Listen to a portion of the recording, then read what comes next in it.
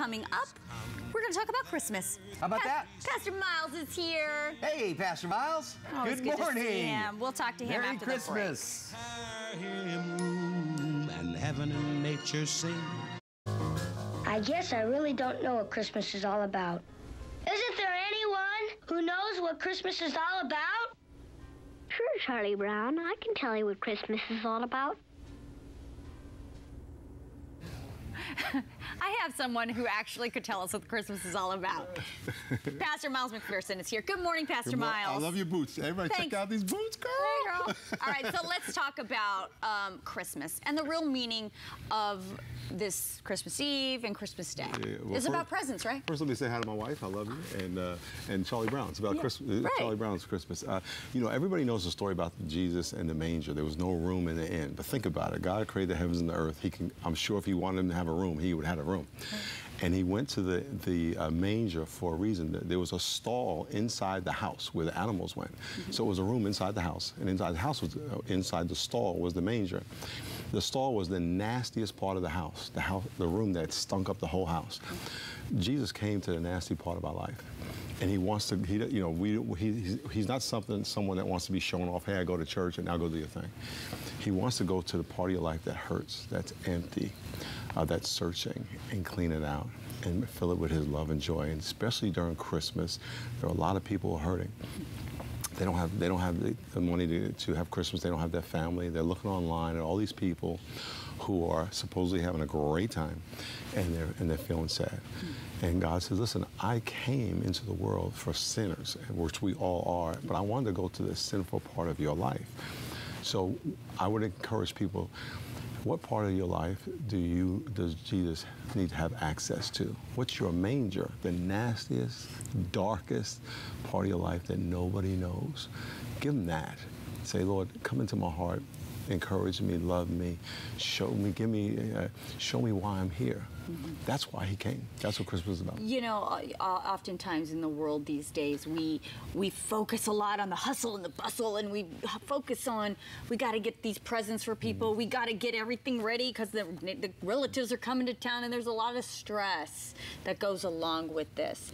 But if you listen to what you just said, and you kind of take that into consideration and said, all of a sudden, all those other things become on the backboard. That's the commercial side. Yeah. You know, if you think about it, in the end, there were rooms that were suitable for the guests.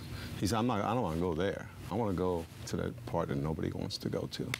And, you know, we all have that. You know, we're going to get dressed up, we're going to have these parties and all that's great. But what's really going on in your heart? And that's where God wants to come. He's not about religion and show. He wants to deal with the real you. And so my encouragement, and this applies to everybody, not just the people who are lonely or don't have anyone, it's everybody. We all have that. The Bible says to protect your heart with all diligence, because from it flow the issues of life. And say, okay, God, encourage me. Show me why I'm here. What do you have for me for next year? Am I in the same old job, same old relationship? I've always got financial problems. I don't have really good relationships, so lead me and guide me, and let me give you a real chance in my life. Every fall I get sentimental about the year, and this year God challenged me to reflect on the victories of evil in my life, the failures, and he says, I want you to look at the failures because they're the same failures. Same, you know, a lot of us go through the same relationship stuff, and it's because the devil is very smart. He doesn't have to come up with any old tricks. God, help me overcome those failures. I don't want to make those same mistakes next year. You know, I know that there's probably a lot of parents watching right now. What would you encourage them to tell their kids? I mean, this is a parent. I feel like what you're saying is good for parents to kind of take into account.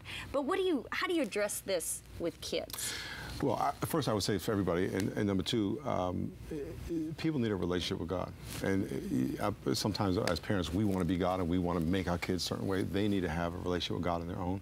One, I tell them to go to church tonight, 6 o'clock. Yeah, we're going to get to that in a second, yes. But I would encourage, I would model as a parent doing this, that I'm praying, I'm seeking God. I'm not the all-knowing Almighty, because you're not. I'm not. We make mistakes. Okay, God, God guide me and let my kids watch God guide me and receive wisdom and encouragement from somewhere that's outside of myself. Right. And so the kids can follow as you do it versus do because you told them. Good things to keep in mind. Okay, so we want to just mention the Rock. You're going to have a service Friday night tonight. Tonight 6 Friday o'clock. night. Tonight 6 o'clock. And then tomorrow Christmas Eve at 4 o'clock. And then Christmas Day at noon. Very good. 6, 4, noon. There you go. Bring somebody and come and have a Merry Christmas. Have a Merry Christmas. Thank you for coming in. My pleasure. It always makes me feel so good, and everybody, I'm sure, at home, that when you come in Well, thanks and for having talk. me. Thanks for you having have such a great perspective on everything. Thank you, Pastor Miles. God bless you. We're going to take a quick break. We'll be right back. Angels sing.